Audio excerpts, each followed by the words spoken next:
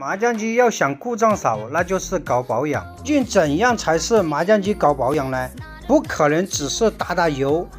就叫搞保养。你比方说你去保养一个汽车，你不可能说就是换下机油，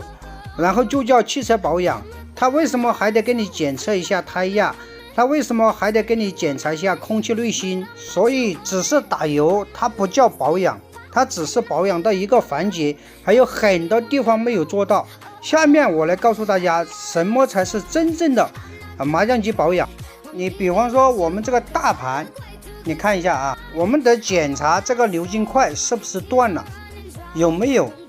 它不是这个打油就能解决的。保养的目的就是提前解决、预防很多故障的发生。打色盘我们得看一下这个按键是否灵敏，保养时得检查中间这个打色盘升降的情况，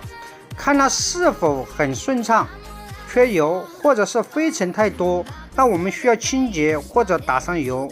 这是保养的第二个环节。同时要检查这个乌龟壳有没有，然后得检查这个皮带轮上面是否有东西粘在上面，皮带轮转动是否正常。我们一定要检查机头光控这个位置是不是有飞尘，需要我们清洁，把这个光控清洁干净，就避免了这个第一张牌出来不下降，第二张牌出来这个光控灯不亮，它需要后面的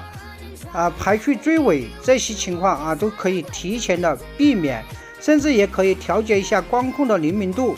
让光控处于最佳的状态，提前预防机头的很多故障。这个接牌座是必须得检查，有的是脏，有的是烂了，脏的我们清洁一下，烂了我们一定要换掉，否则的话机头它就很容易出现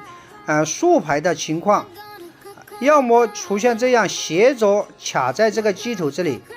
所以我们这个才算真正意义的保养。要顺便检查一下弹簧是否断掉，该换该挂。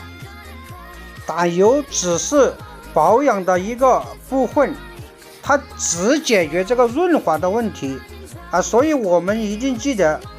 保养是全方面的，不只是打油。弱弱的问一下只告诉大家打油的这些维修师傅，你们知道真正意义的保养吗？